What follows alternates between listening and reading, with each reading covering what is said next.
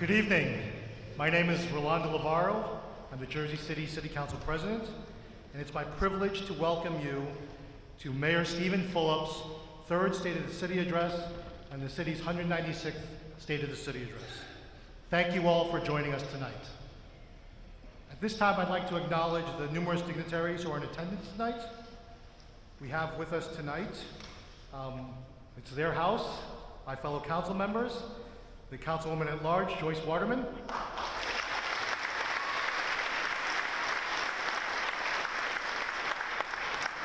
Councilman at Large, Danny Rivera,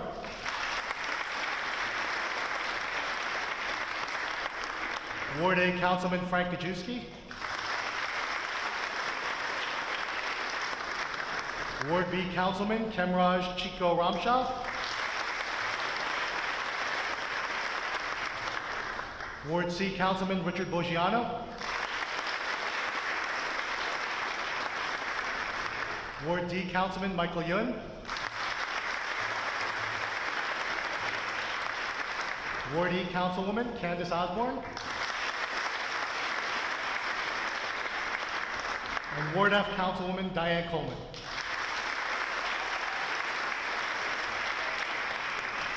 I also want to thank Chief Judge Carlos Abad and all of our judges for being in attendance.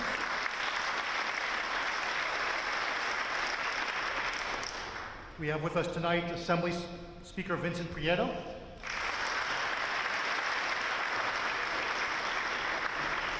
Governor James McGreevey,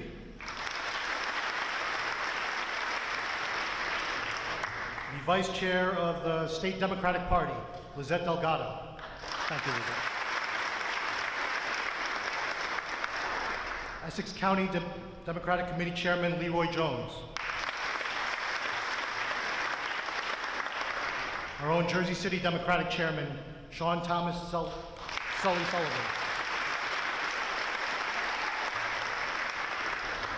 Our Senator for the 31st District, Sandra Cunningham. The Assemblyman from the 33rd District, Raj Mukherjee. The Assembly team from the 31st District, Nick Chavalati, and Assemblywoman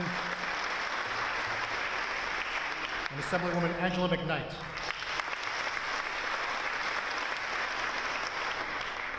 Hudson County Executive Tom DeGeese has graced us.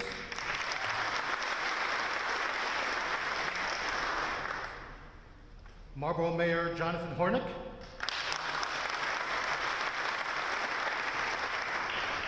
Weehawken Mayor Richard Turner.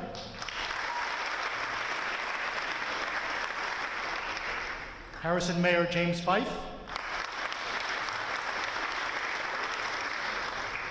Is Fort Lee Mayor Mark Sokolich with us tonight?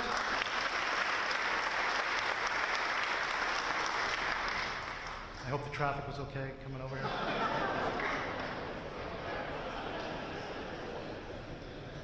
Representing Cliffside Park, Mr. Jerry Calabrese.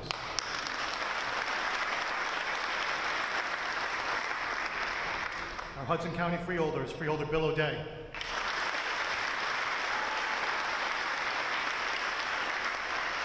Freeholder Junior Maldonado. Freeholder Anthony Romano.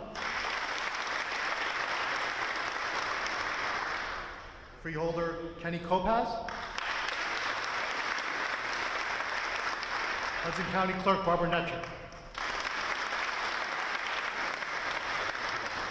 We have South River Councilman Ryan Jones. And from the Board of Education, the Jersey City Board President Vidya Gangadin and Board Member John Reichert.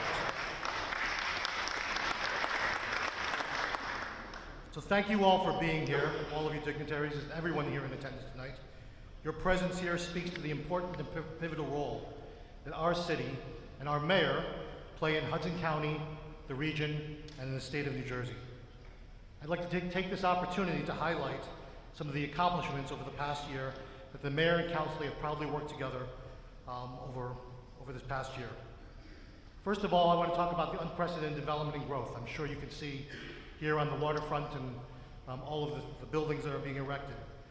We have the construction of the 99 Hudson Street that we just recently broke ground on, which will be the tallest building in the state of New Jersey.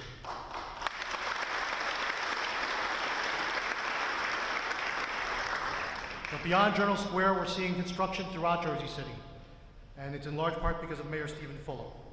A policy that incentivizes development in other parts of the city, and in Journal Square, you're seeing the first building that will remake Journal Square and the heart of our city. Anywhere from the city, wherever you're looking, you'll probably see it standing tall, and you'll see 2 more buildings erected nearby. We see a plummeting unemployment rate with all of this growth and development in Jersey City. But here in Jersey City, we're not just about shiny buildings. That only tells half the story of Jersey City.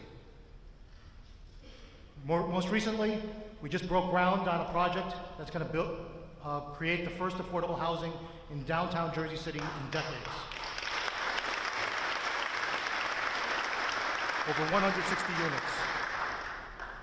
And we have with us tonight members of a recently established Division of Contract and Compliance and our Office of Diversity and Inclusion to address the employment disparities that we have had here historically in Jersey City, and creating pathways for local residents, minorities, and women and contractors to benefit from all of this unprecedented development. Over the past year, we expanded on earned sick days, and I'm not sure if he arrived yet tonight. Mayor Ross Baraka, are you in attendance tonight? Well, after Mayor Fulop was the first to introduce it, Newark did us one step better, and this past year we caught up and expanded on our earned sick days here in Jersey City, leading the charge again. We passed legislation establishing wage theft protection so that employees in Jersey City can file wage theft charges and be able to get protection from unscrupulous employers.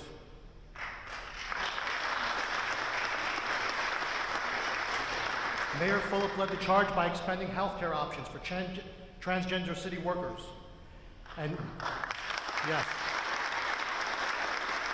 And establishing the $15 minimum wage for our city employees here, leading again by example.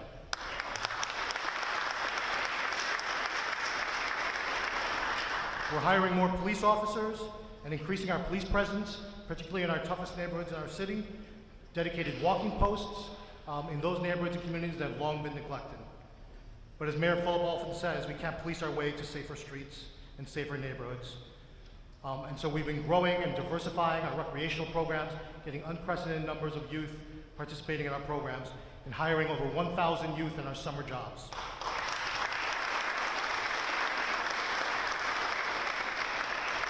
But that's just a sample of what has gone on in Jersey City over the past year. Jersey City is on the rise, and our ambition to be the best mid-sized city in the nation remains unfulfilled. But we're on the right track, and Mayor Fulop is leading the way. So now I'd like to, but before I continue and introduce some of our other presenters tonight, I just ask everyone to please turn off or mute your phones. I'll take a minute, 30 seconds for you to do that if you haven't done that. Thank you. Now I'd like to ask everyone to please stand up. I'd like to introduce you to Myrna Boutros, President of the Liberty High School Student Council, who will lead us in the Pledge of Allegiance. Thank you, Council President. I pledge allegiance to the flag of the United States of America and to the republic for which it stands, one nation, under God, indivisible, with liberty and justice for all.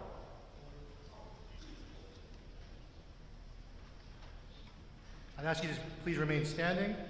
I'd like to introduce Marlisa Mabutas, a 6th grader from PS 24 school, who will sing the national anthem.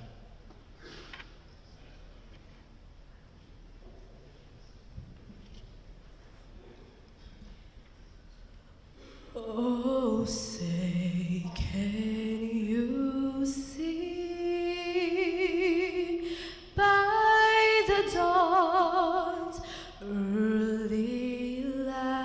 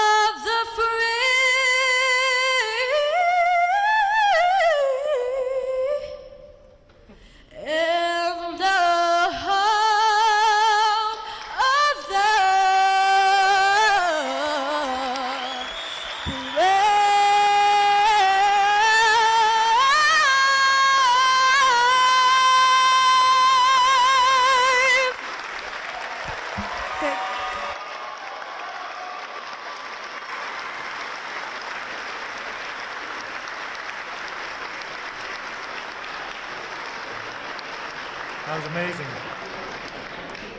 So I had one job to make sure I acknowledge all of the elected officials, and I butchered that. So I want to offer my apologies and acknowledge Assemblywoman Ned Chaparro.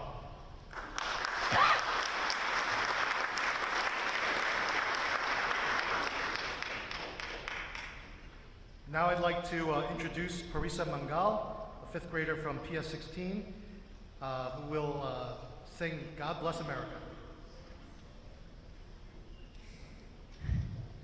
God bless America, land that I love.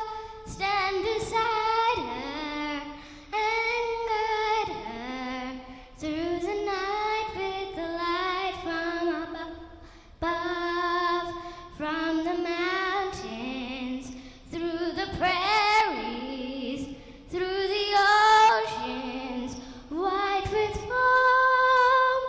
God bless America, my home, sweet home. God bless America, my home, sweet home.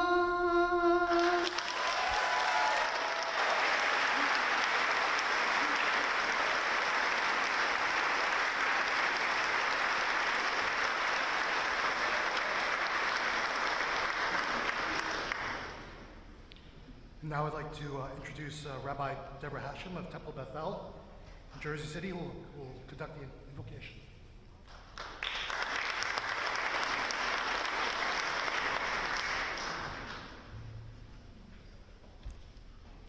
Let us pray.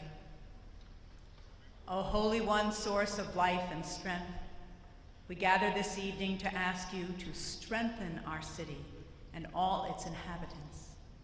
We are grateful for the many gifts you have already extended to us: caring citizens, dedicated leaders, minds to imagine what can yet be, hearts to feel the pain of others, hands joined to create a better tomorrow.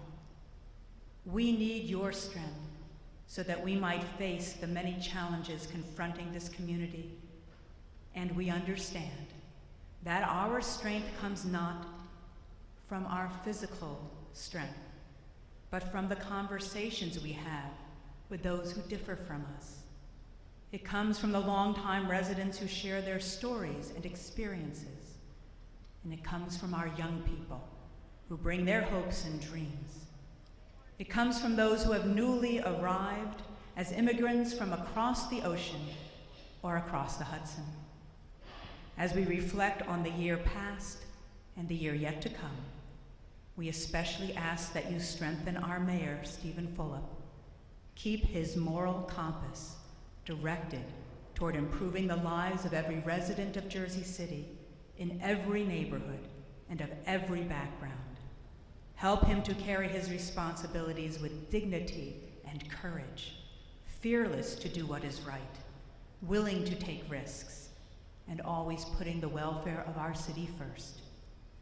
We ask that you, O God, watch over each one of us.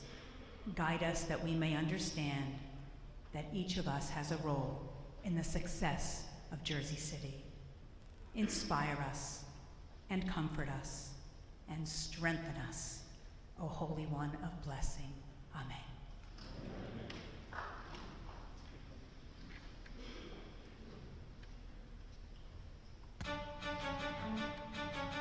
Jersey City has always been the golden door to America, the gateway to this country, a place of immigrants, a place of opportunity.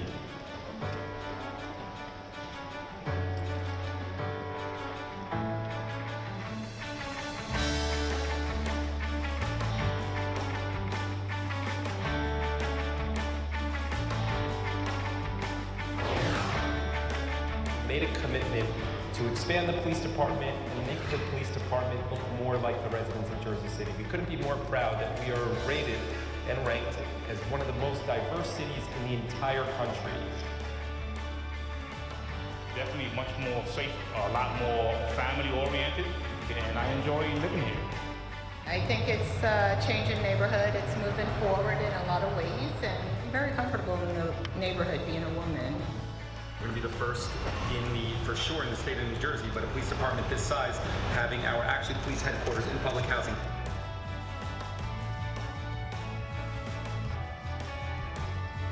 This police station, the first to be built in decades in Jersey City, will not only be a state-of-the-art facility for our police officers, but it will be a memorial to Melvin and all the officers who have died on the line of duty protecting Jersey City.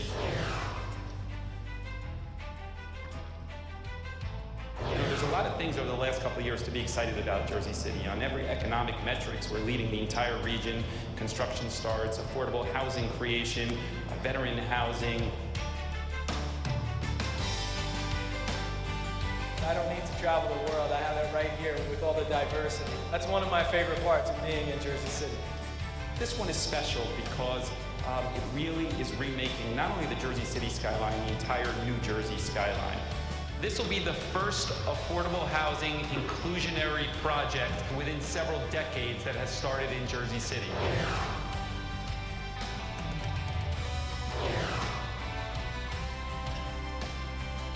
I like being able to go down the corner to grab a cup of coffee, see local music at local clubs and local restaurants.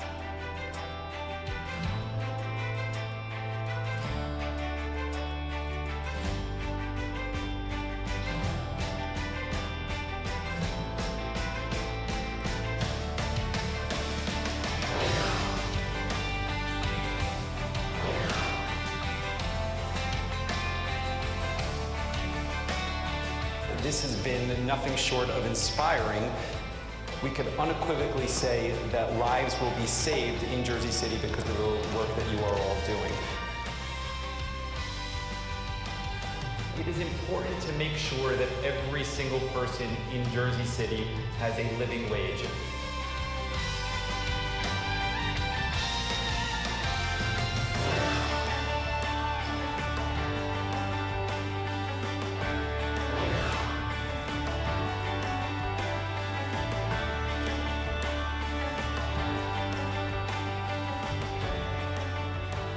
I'm glad to be in Jersey City.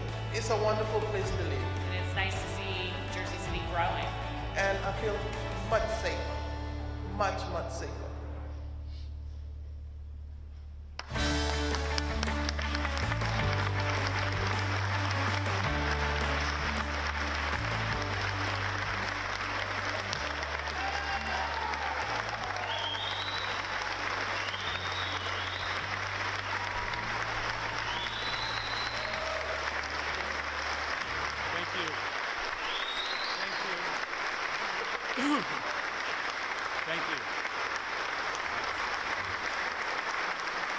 Thank you.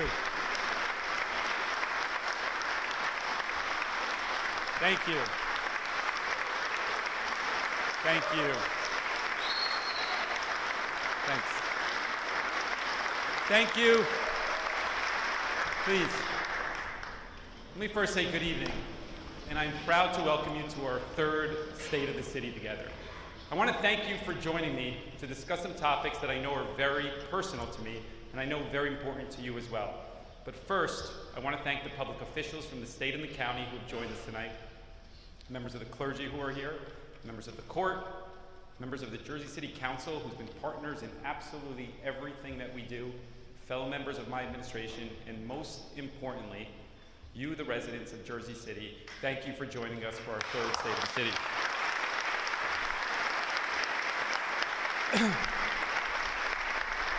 Tonight, I'm going to talk about how we protect the things that make Jersey City the special community that we all know and love. As we hear about Jersey City at a time of divisive national presidential politics, those of us who live here understand Jersey City is truly a community of harmony. This is the place that peacefully greeted thousands of immigrants from foreign lands. This is the place of endless potential and boundless dreams. And this is the place that today is pushing government to new frontiers of innovation. Tonight, I want to talk about how we plan to move our city forward as we continue to push the boundaries of greatness. Every single day, as I travel throughout our city, I am excited by how far we've come in the past years, and I'm energized thinking about where we'll go from here. I've always championed the notion of one Jersey City, where every resident, from the Hudson River to the Hackensack River, has the opportunity to build a happy and safe home for themselves and their families. We have continued to work hard to prove that the best things about our city don't start and stop at the waterfront, and that regardless of ethnicity, gender, sexual orientation, religion, or income, every resident will be able to live a healthy and productive life here in Jersey City. Over the last year, we have been at the forefront of many social issues, ranging from transgender rights, when we became one of the first cities in the country to expand trans-inclusive healthcare coverage to our city employees.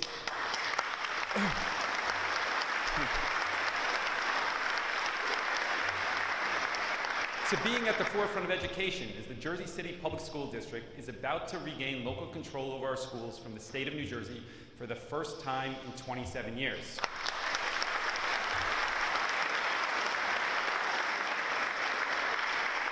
We also delivered on our promise to increase accountability and efficiency within our administration through the consolidation of the Jersey City Incinerator Authority within the city's Department of Public Works, saving millions of dollars for taxpayers.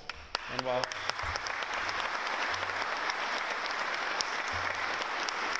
while these important policy changes have helped move the city forward, we've also experienced many changes that directly impact the everyday lives of our residents.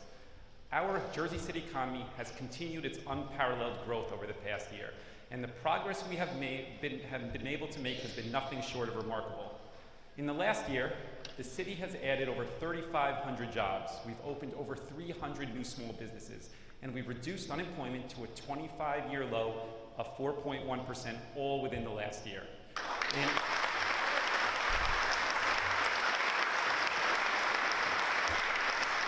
In 2015, we had nearly 7,000 residential units under construction, more than anywhere else in New Jersey, and actually a record for Jersey City itself. However, we also wanted to ensure that residents of all income levels could benefit from the new development. So we're creating affordable housing units across the entire city, with as many affordable units created in the last 2 years alone as the previous 8 years combined.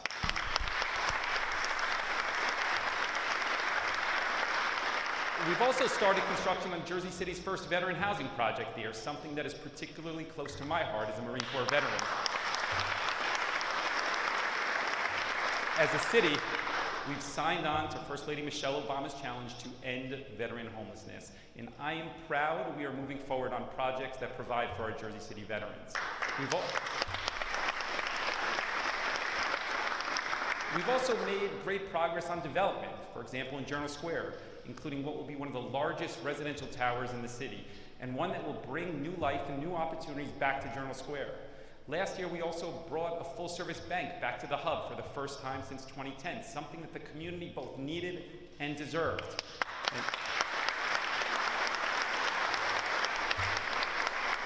In 2015, we welcomed City Bike's bike share program to Jersey City, and within 6 months, we've seen nearly 75,000 trips taken throughout the city. And then later this spring, I am proud to say we're going to be opening our new flagship park, the largest park in Jersey City, Berry Lane Park, in the heart of Ward F.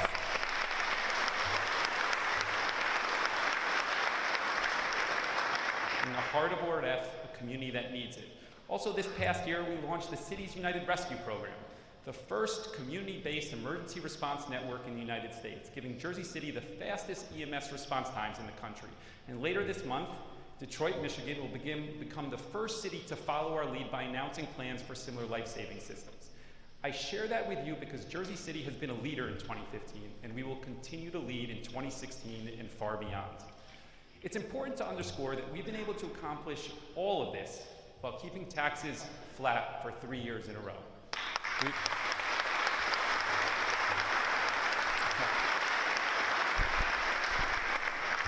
We've continued to champion the idea that if we implement programs efficiently and effectively, government can work. And as we've seen here in Jersey City, it can actually work very well. But even as we make progress on these fronts, it's absolutely essential that we remember the foundation for each and every one of our successes is the safety of our residents. Public safety is the prerequisite for new parks, for residential developments, and for innovative transportation systems. It's really the nucleus of our growth. Without safe streets, we can't possibly build the strong, vibrant city that we're working towards every day. After all, what good are new jobs if people don't feel safe going to work in the morning or coming home late at night? So every day at 5 a.m., the first thing I do is I get up and I get an update on any violence that occurred in the city or surrounding area. And nothing pains me more than knowing that the life of a community member was taken due to an act of violence here in Jersey City. Each resident's life is priceless, and I hold myself personally responsible for every act of violence that happens here in Jersey City. I took an oath of office. I took an oath when I began my journey in the Marine Corps, and again when I was sworn in as mayor of this city. Both of these pledges point to an obligation to protect the lives of each and every citizen, and I take these oaths very seriously. Knowing how valuable each resident's life is, we have taken aggressive steps to combat crime here.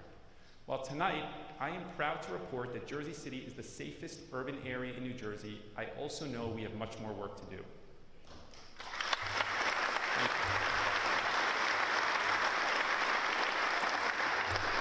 I could point to statistics. You've all heard it. We've had a double-digit percentage decrease in crime and violent crime since I took office, and we've had impressive reductions in all crime categories according to the FBI. I could single out individual categories. Assaults are down 17%, or aggravated assaults 14%, robberies 23%, burglaries 16%. I could point to fewer shootings over the last year and since we took office, or that we've recovered more guns than any year in the history of the city. I could point to all that. I could point to statistics, but the reality is that I think we know, and as Mark Twain once famously said, there are three kinds of lies. There's lies, damn lies, and statistics. While these facts, I think, are indisputable, I know we face the sobering reality, though, of gun violence in our community. For example, we recently made 12 gun arrests in one weekend, half of which were juveniles. Clearly, there is a breakdown in society when so many young people have access to guns.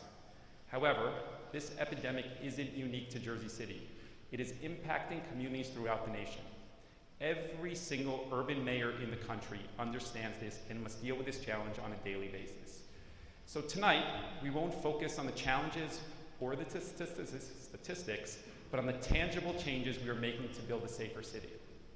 Often, I walk the streets of Jersey City, and I get feedback from residents, which is the most helpful and meaningful way to assess our program. This is something that statistics can't capture. It's the comfort of a senior citizen from Greenville who's walking to the corner store for the first time in years without fear. Or it's the optimism of the Journal Square resident who can walk home from the path late at night without hesitation or a feeling of danger. A change in perception can't be measured, it can't be quantified, but I assure you it exists. While we're far from perfect, we are continuing to make progress. Make no mistake, despite occasional challenges, we are winning the fight on crime here in Jersey City.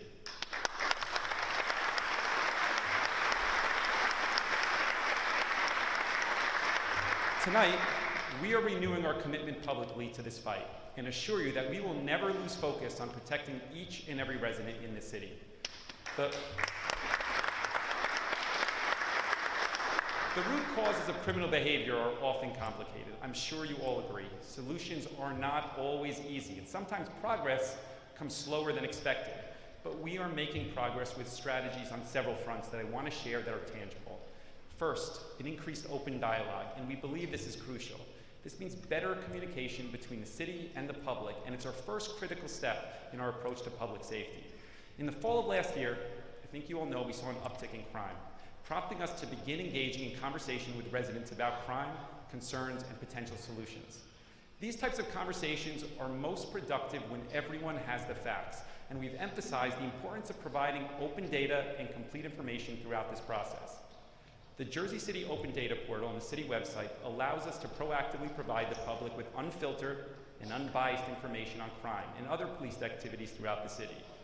We are trying to break down the information barriers between government and residents in order to encourage honest dialogue aimed at increasing public safety. The second area I want to highlight, in addition to data, is we're focused on structural changes to our personnel. When we took office, we recognized the importance of a strong and dedicated department aimed at building a safer city. One of our first steps towards establishing an effective administration was to hire a dynamic and knowledgeable public safety director in a national search. And that's Jim Shea, and we thank Jim for all of his efforts. Jim, if you want to stand up.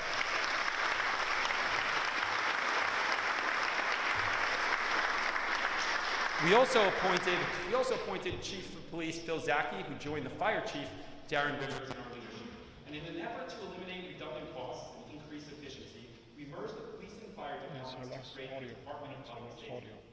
As we took office, we were determined to streamline our efforts to reduce costs and make our approach to public safety as powerful as possible.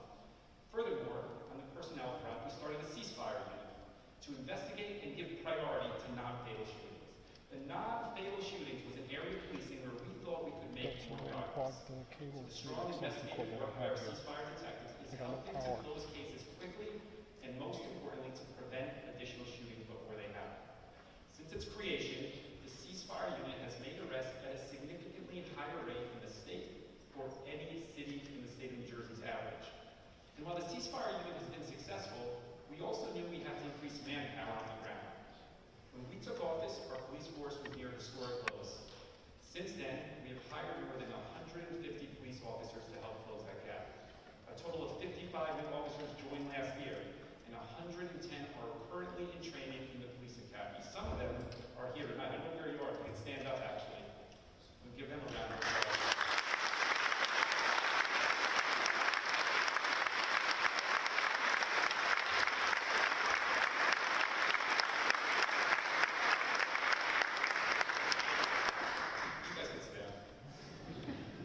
By the end of my first term, it is our goal of the city to have 900 police officers in Jersey City, which would be near a historic high.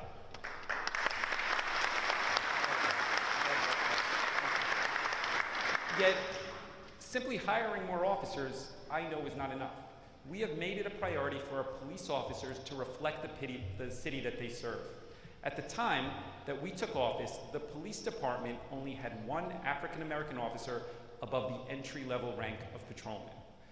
I think you agree this racial exclusivity ran counter to the mission of our administration, and we have proved our determination to change this. As Jersey City's America's Golden Door, we have always had a history of welcoming people from all backgrounds and all walks of life. Jersey City's diversity and history is something we are proud of, and we wanted to reflect that in our police officers on who we hire and who we promote. We've started to actively recruit officers from a variety of backgrounds, and we're continuing to use that Marine Corps model of recruiting to ensure that our police department reflects the true diversity of Jersey City.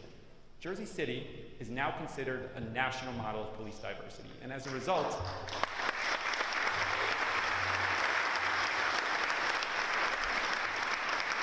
I am proud to report that nearly 70% of the new officers hired and promoted since 2013 have been minorities.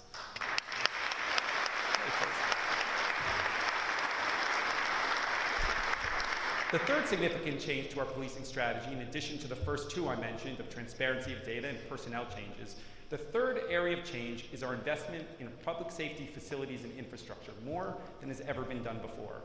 Jersey City was proud to open this year the new West District Police Precinct named in honor of fallen police detective Melvin Santiago. This facility represents the city's first new police station since 1954.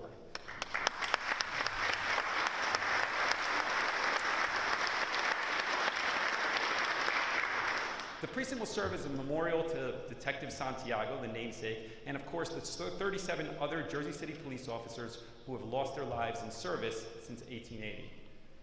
On the infrastructure front, we're also building a new police headquarters, which will be the first in the country located within federal public housing.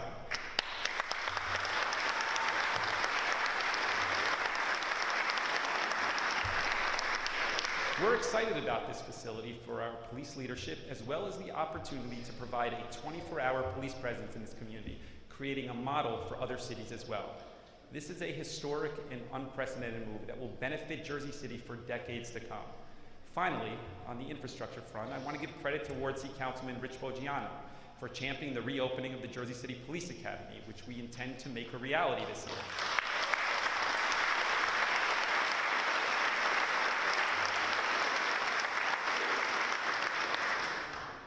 Previous administration closed the academy, and unfortunately, it has led to a shortage of opportunities for new training of officers.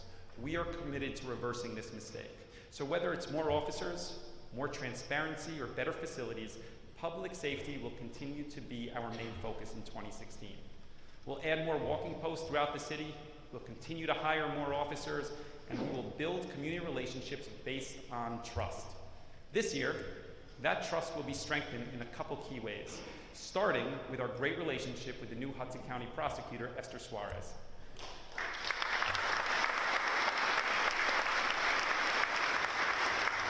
We have a great dialogue with her office, and together we are working to stiffen penalties for the most violent offenders and ensure that they're prosecuted to the fullest extent of the law so they don't return to the streets and commit repeat offenses.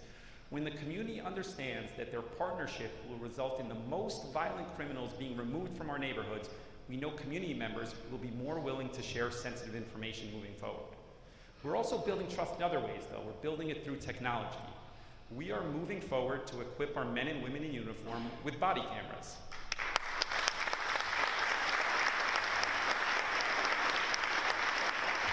Last week, we started the deployment of body cameras to be worn by our on-duty officers throughout Jersey City. These cameras will provide video and audio recordings of interactions between police and civilians, enhancing transparency, accountability, and professionalism.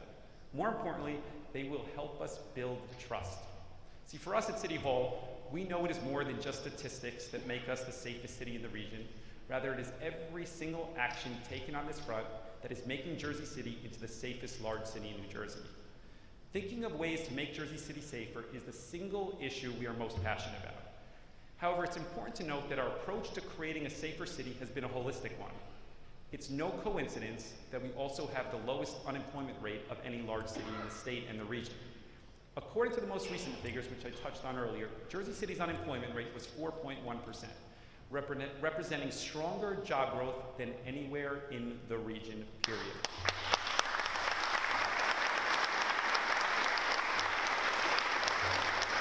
In the time since we took office, we have added over 6,000 new jobs in both small and large businesses in a variety of sectors. See, we see the link between increased economic opportunities and decreases in crime every single day. And we've taken steps to bring these solutions to the neighborhoods that need them most. The newly formed Office of Innovation is focused on revitalizing neighborhood business districts outside of downtown, specifically targeting Martin Luther King Drive, Ocean Avenue, Monticello Avenue, Westside Avenue, and Central Avenue. Our aim is to bring businesses and jobs back to these once booming commercial hubs, and by creating vibrant main streets that welcome visitors, we know it will also help deter crime. We've incentivized businesses to invest in neighborhoods by providing financing for small businesses, including the touted $10 million Jersey City Fund program, which offers entrepreneurs even more access to capital. We're also going to continue to expand the resources necessary to help small businesses that already exist so that they can thrive as well, including this year professional development classes and a new small business portal we are launching later this year. Earlier this year, the City Council passed an ordinance creating the Office of Diversity and Inclusion in order to encourage minority and women-owned businesses as partners in city contracts. The office will provide training, seminars, and workshops aimed at giving these business owners the tools needed to become city vendors and service providers.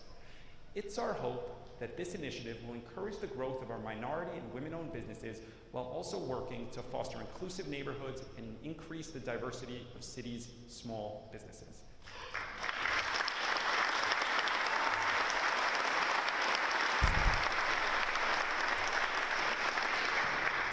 Having safer neighborhoods has led to the emergence of new businesses throughout our city, from the Heights to Bergen Lafayette to Greenville to Westside. But there's still much more work to be done, and our progress will depend on all of us working together as one. As important as it is to ensure that business owners and job seekers have the resources they need to succeed, we've also continued to stress the importance of providing valuable and positive opportunities to our city's youth. Throughout the last 2 years, we've implemented programs that engage children and teenagers throughout the city in recreation, in arts, in mentoring, and professional development.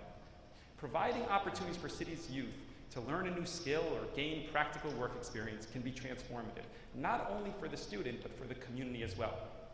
Community engagement is key, whether it takes shape through supporting new small businesses on MLK Drive or involving thousands of teenagers in the Jersey City Summer Works program. I am incredibly proud of the sense of commitment and community I see in Jersey City every single day, and it's something we will continue to encourage. As we have all come to learn, public safety is a group effort. and we can't do this alone. We must all be vigilant and proactive in addressing the causes of criminal activity, and we must unify our efforts as one community, as one city. If we work together, crime will not stand a chance.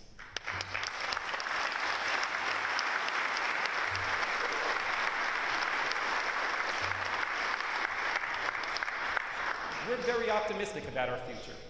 Whether it's the 100 residents who volunteer to shovel snow for their senior neighbors as part of JC Shovels, or it's the 1,000 residents who will come volunteer emergency responders through United Rescue. The people of Jersey City inspire us every single day. Since day one of our administration, we have been focused on building a safer, more welcoming city. Public safety is the foundation upon which any success must rest. Without it, we wouldn't be seeing the scale of investment we have seen over the last year, and without a strong vision for public safety, we wouldn't be on track to become the largest city in New Jersey in the next few years. Sorry, Russ. I am committed to making this city even safer and in ways that go well beyond statistics. I'm committed to building that sentiment of safety for all of our residents in all of our neighborhoods that no statistic can capture. That's why we've started building a diverse police force to walk neighborhoods and build relationships with the community. And that's why we plan to move our police headquarters to federal public housing. That's why we've started to utilize crime data to more effectively deploy our officers at the time and location that they're needed most. That's why we've merged the police and fire into one new Department of Public Safety. That's why we've engaged in transparent and productive community meetings in each ward on an ongoing basis. But the work is not done, and I know we will continue to improve. It's hard work, I'm sure you know, but we will come together as one great, safe, and united community. We'll come together as one Jersey City, and together we will ensure that bright, bright days lie ahead. Thank you, and God bless Jersey City.